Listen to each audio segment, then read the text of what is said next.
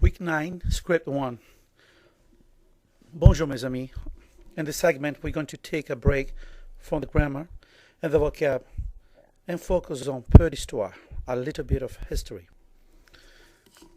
When you're learning a language, it's important to know something about the context in which it's spoken. And in this case, France, history is key on understanding the country as it exists today. And if you know one event in the entire history of France, it's probably the French Revolution. Let's take a look brief history of the revolution, which will give you a quick idea of when and why it happened, and who are the major players here. On y va? If, God forbid, you're ever asked what difference the French Revolution made to the world, you can bluff your way out by borrowing Chinese Premier Zhou Enlai's reply from the 1960s. It's too early to tell. And it does give you an idea of the scope of the thing. You almost can't overestimate the significance of the French Revolution. Here are the basics. When did it happen?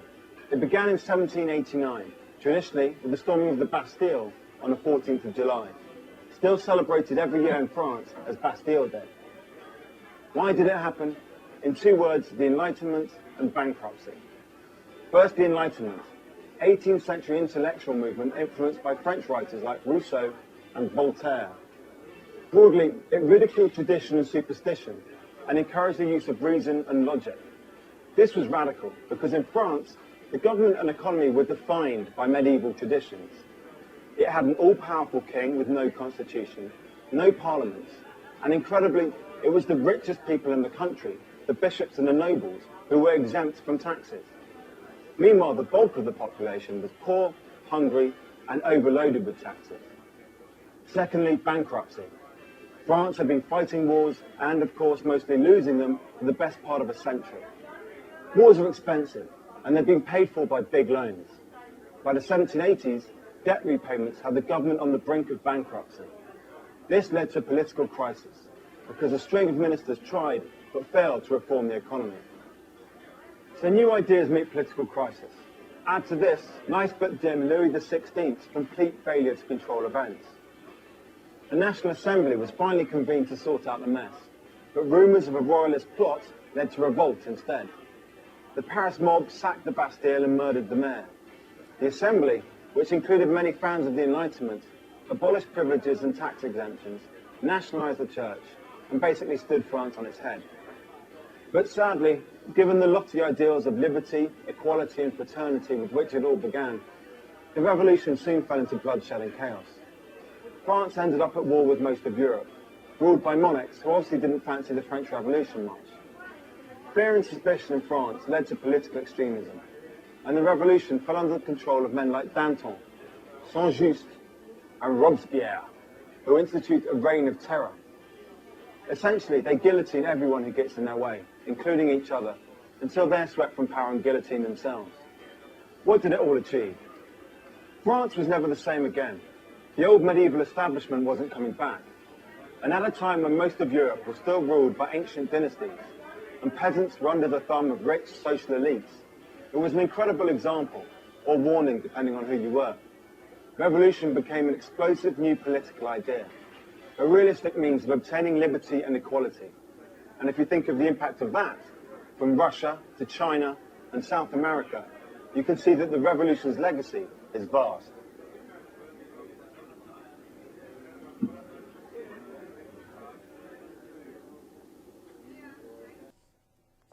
So this gives us an idea of what the revolution was about and when it happened.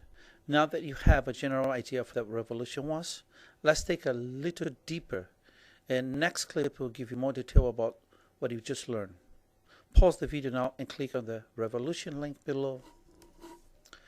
Okay, now that we have an idea of some of the key elements in the revolution, let's review the timeline of some of these events. But to do that, we need to learn some more numbers. So far, we learned the numbers from 0 to 100, from 0 to 100. So let's start with 100 and learn the rest. We'll go through a couple of key building blocks for larger numbers, and you see how they work. After each number, pause the video and repeat the number to make sure you have the pronunciation right. Here we go. 100, 200, 300, 400, 500, 600, 700, 800, 900. So these probably aren't too different from what you expected.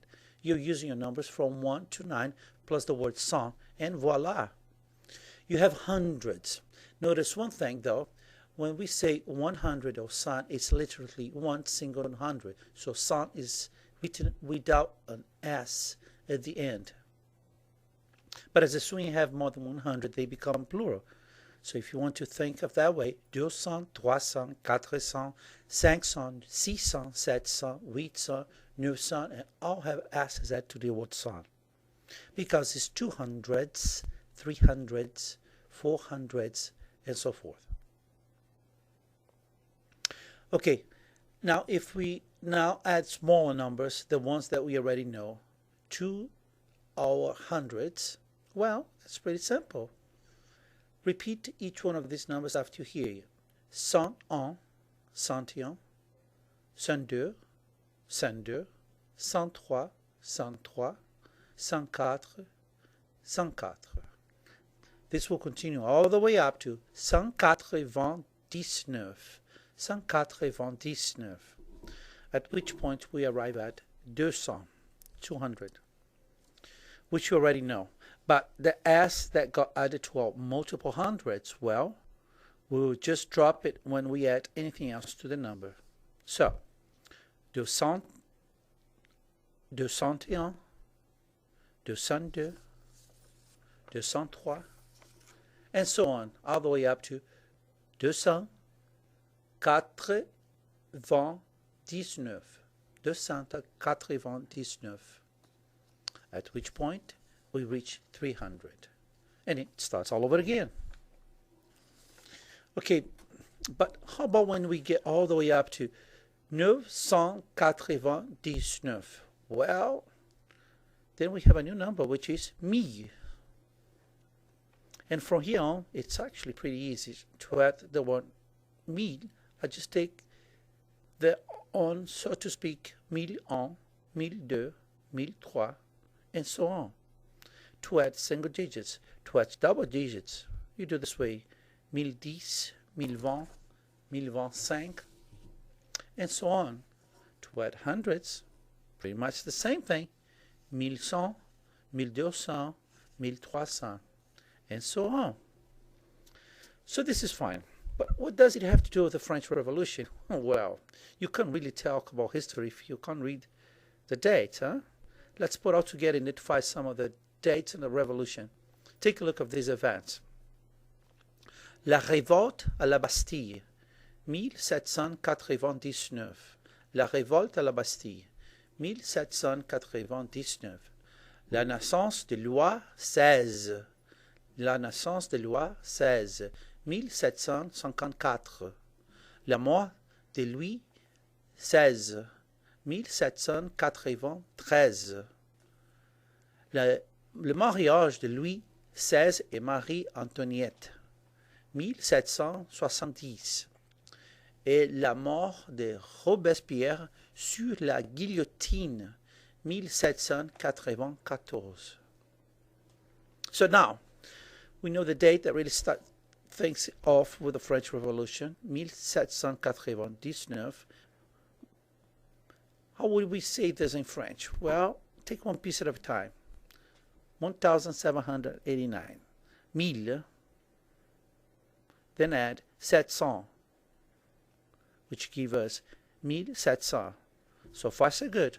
Now add 80 to get 1780. Remember that I drop my S from the 700 when I add my smaller numbers to it. Finally, I add 9 to get 1789. Voila, I have my date. So now I'm giving the date for La Révolte à la Bastille, 1799. You pause the video now and use my example here. Give the dates for the other events. La Révolte à la Bastille, 1789. La naissance de Louis XVI, 1754. La mort de Louis XVI, 1793. Le mariage de Louis XVI et Marie-Antoinette, 1770. Et la mort de Robespierre sous la guillotine, 1794. So, how did he do it? Let's take a look at this day, written down in French numbers. Read it all. La révolte de la Bastille, 1789. La naissance de Louis XVI, 1754.